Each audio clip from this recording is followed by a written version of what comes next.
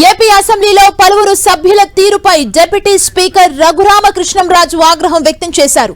సభలో కొంతమంది సభ్యులు ఫోన్ మాట్లాడుతున్నారని, అత్యవసరమైతే బయటకు వెళ్లి ఫోన్ మాట్లాడాలని ఆయన అన్నారు. సభలో సభ్యులు తమ ఫోన్లను సైలెంట్ లో పెట్టుకోవాలని సూచించారు.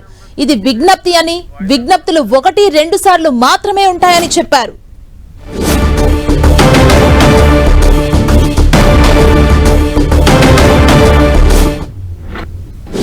కొందరు గౌరవ సభ్యులు మొబైల్ ఫోన్లో మాట్లాడేస్తున్నారు డైరెక్ట్గా. ఇక్కడ మరీ ఎమర్జెన్సీ ఏదన్నా ఉంటే కొంచెం బయటికి వెళ్ళి మాట్లాడుకోమని చెప్పి విజ్ఞప్తి. 1-2 సార్లు విజ్ఞప్తులు ఉంటాయి అంతే. ఏమంటే మనం జామ్ చేసుకోగలిగితే క్రమశిక్షణ మనకు ఉండాలండి. అందుకని ఇప్పుడు ఫోన్ సైలెంట్లో పెట్టుకుంటే ఏదైనా ఇంపార్టెంట్ మెసేజ్లు ఉంటే వస్తాయి. అర్జెంట్ మెసేజ్ ఉంటే మీ అవసరం ఉన్నప్పుడు అర్జెంట్ అని పెట్టినప్పుడు మీరు బయటికి వెళ్ళి మాట్లాడుకోవచ్చు. సో అంచేత జామర్ మీద వంక పెట్టి మన బలహీనతల్ని జామర్ మీద పెట్టొద్దని చెప్పి జోగేశ్వరరావు గారికి వినతి.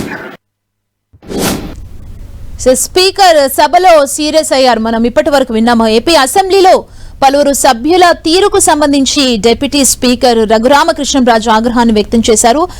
సభలో కొంతమంది సభ్యులు సెల్ ఫోన్ ని మాట్లాడుతున్నారంటే ఆగ్రహం వ్యక్తం చేశారు. అత్యవసరమైతే తప్ప ఫోన్ ని వాడకూడదని కూడా చెబుతున్నారు.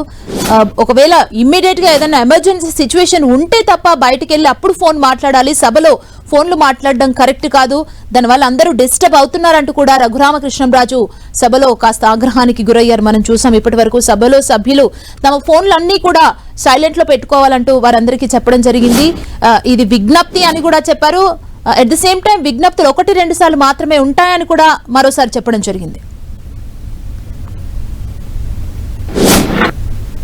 కొందరు గౌరవ సభ్యులు మొబైల్ ఫోన్లో మాట్లాడేస్తున్నారు డైరెక్ట్గా. ఇక్కడ మరీ ఎమర్జెన్సీ ఏదన్నా ఉంటే కొంచెం బయటికి వెళ్ళి మాట్లాడుకోమని చెప్పి విజ్ఞప్తి.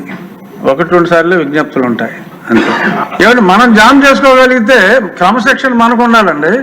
అందుకని ఇప్పుడు ఫోన్ సైలెంట్లో పెట్టుకుంటే ఏదైనా ఇంపార్టెంట్ మెసేజ్లు ఉంటే వస్తాయి. అర్జెంట్ మెసేజ్ ఉంటే మీ అవసరం ఉన్నప్పుడు అర్జెంట్ అని పెట్టినప్పుడు మీరు బయటికి వెళ్ళి మాట్లాడుకోవచ్చు.